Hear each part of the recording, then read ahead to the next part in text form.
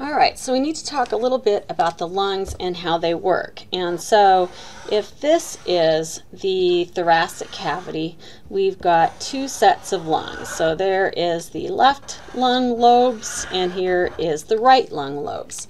And as you know, we've got a serous membrane called the pleural membrane, and one of the pleural membranes of the pair of pleural membranes lines the thoracic cavity. So I just put in the parietal pleural membrane. So that's the membrane that lines the cavity, and then there's another pleural membrane that covers the surface of the lungs, and this part of the serous membrane is the visceral pleura. So we've got two sets of membranes because it's a double membrane, and between the two we've got serous fluid, and the fluid is to help decrease friction so the lungs can move against the wall of the thoracic cavity.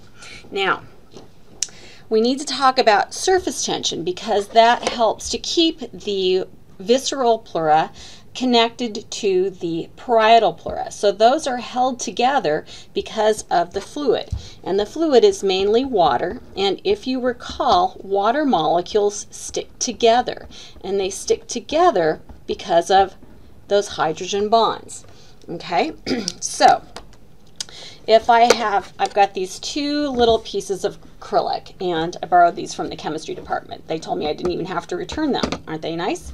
Anyway, one of these acrylic squares represents the parietal pleura.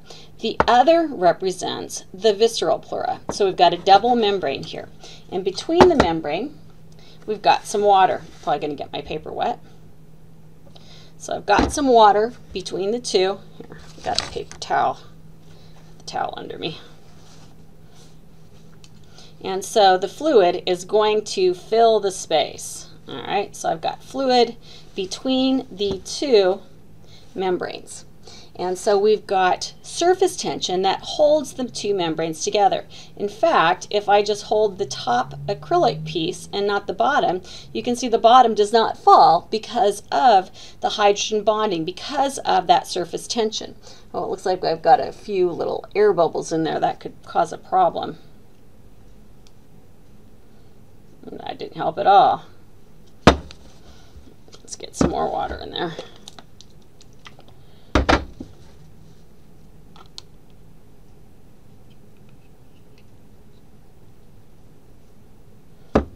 Go.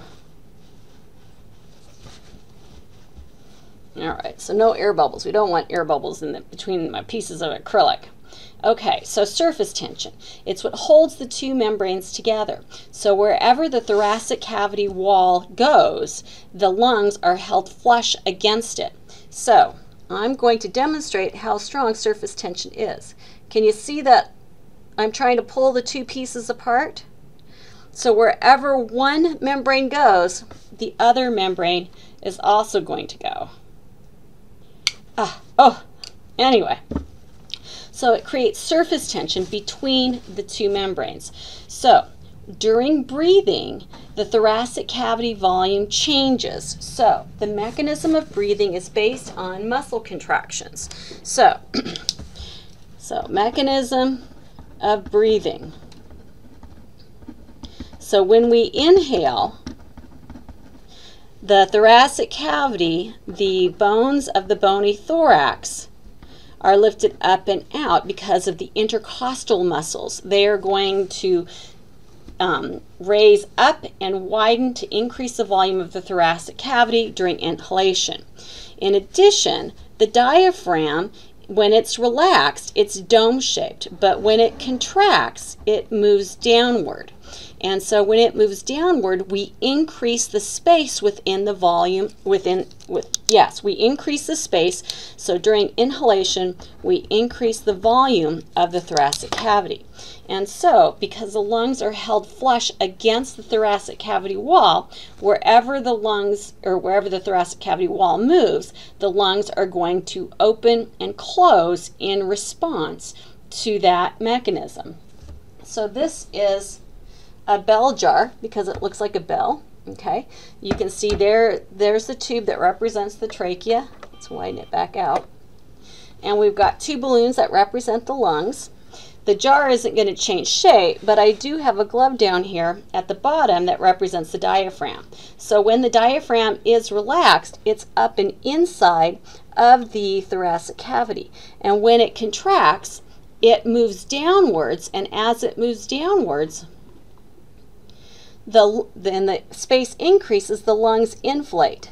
So by changing the thoracic cavity volume, the lungs are held against the thoracic cavity wall, and they're going to change shape.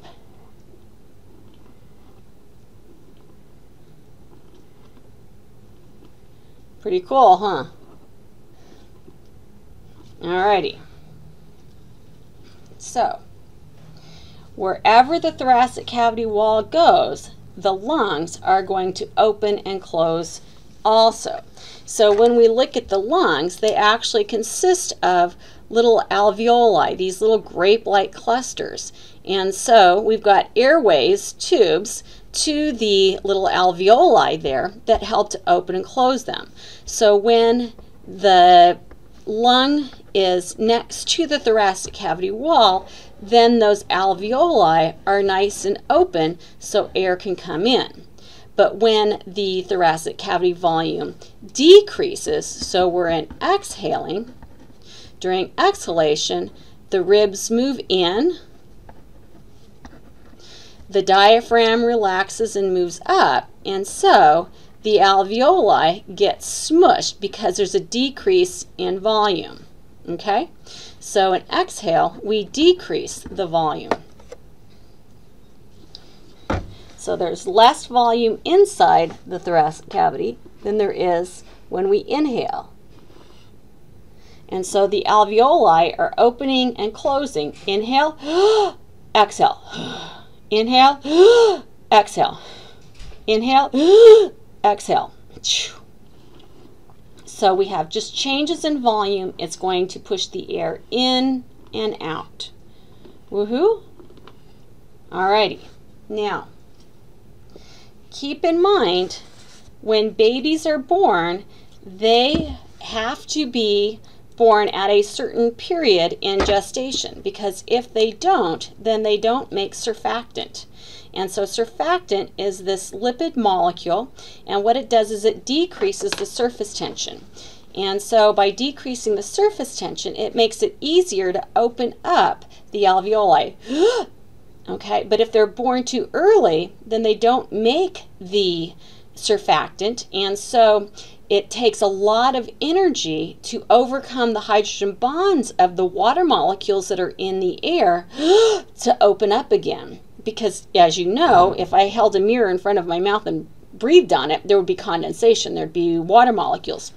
So we've definitely got, not only do we have oxygen and carbon dioxide, we also have water in gas form.